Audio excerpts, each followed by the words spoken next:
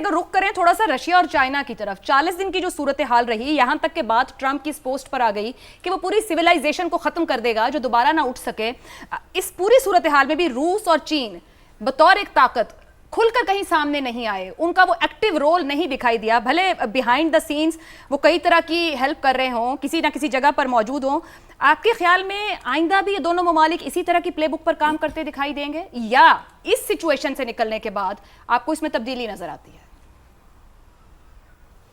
एक तो वैसे मैं आपको बता दूं कि ये जो डोनाल्ड ट्रंप का पोस्ट था जिसकी बड़ी धूम भी मची और उसमें ज़्यादा परेशानी का इजहार भी किया गया, कितने खौफनाक अल्फाज उसने इस्तेमाल किए थे, कितनी बड़ी धमकी थी। फिर अपने जो ख़तरनाक तरीन बॉम्बर्स हैं उनको कम अज़ कम मीडिया की हाइप की हद तक उसको उड़ा भी दिया और कह दिया कि पोजीशन करने वाला हूँ। फिर उसके ऊपर क्लॉक भी लगा दिया। कुछ बातें पहले हो चुकी हैं और आने वाले दिनों में आपको बहुत अच्छी स्टोरीज इसके ऊपर नजर आएंगी। ये जो इस वक्त इस्लामाबाद के अंदर बातचीत हो रही है, इसका अमल उसके उस सोशल मीडिया पोस्ट से पहले शुरू हो चुका था।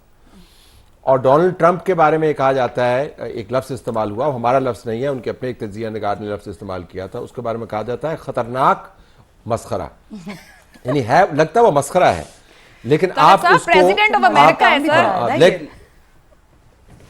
नहीं, उसके बारे में तो मैंने बड़े मुनासिब अल्फाज इस्तेमाल किए हैं। जो उसके बारे में असल में कह रहे हैं लेट नाइट शोज वाले, वो तो हम अपनी पैमरा की पॉलिसी की तरह चला ही नहीं सकते। लेकिन इस बात को छोड़ते हुए वो आपको लगता है कि वो बड़ी बेवकूफ़ी वाली बातें करता है। लेकिन ये जो रियल एस्टेट डीलर्स हैं मैनहट्टन के, न्यूयॉर्क के, ये जिस तरीके से काम करते हैं अमेरिका के अंदर, उनका मानना ही ये है कि आपने थरथल्ली जिसको कहते हैं मचानी है, ताकि आप उसके अंदर से अपना असल मकसद हासिल करें।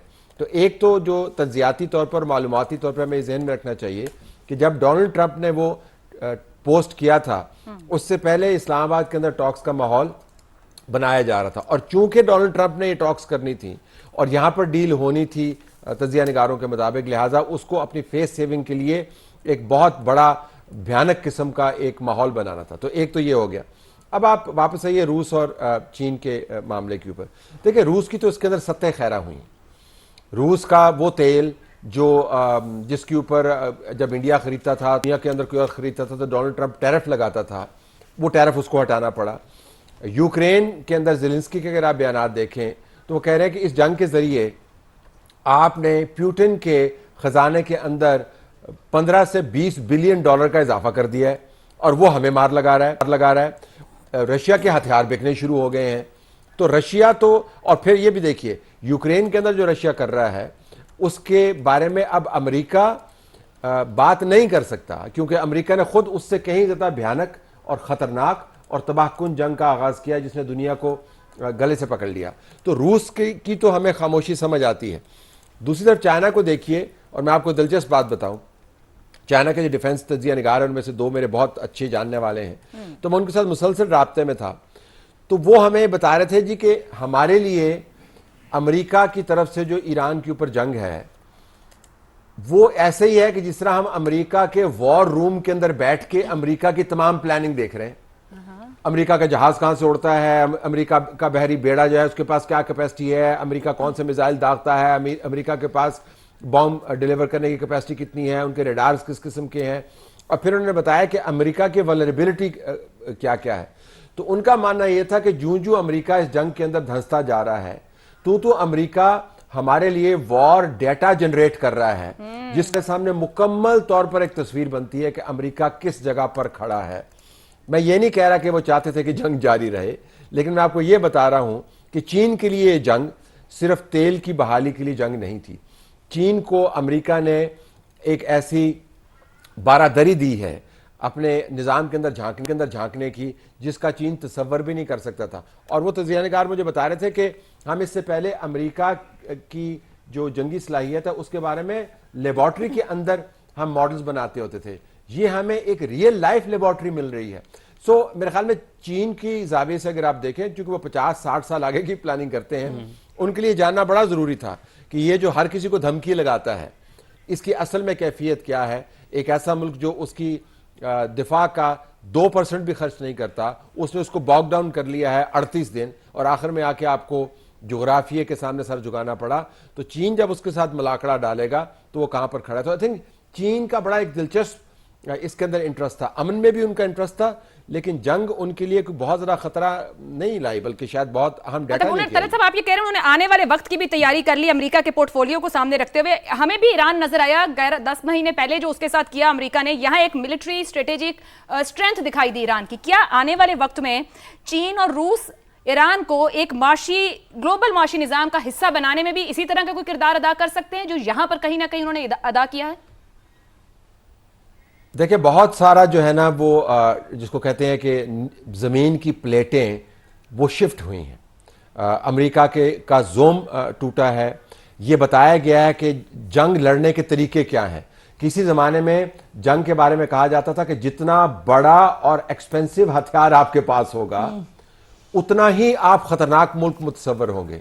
इस जंग ने पलटा दिया है, बल्कि उससे पहले यूक्रेन और मामला पलटा दिया था। लेकिन जिस स्केल के ऊपर ईरान और अमेरिका के जंग ने इस को पलटाया है, इससे पहले कभी नहीं हुआ।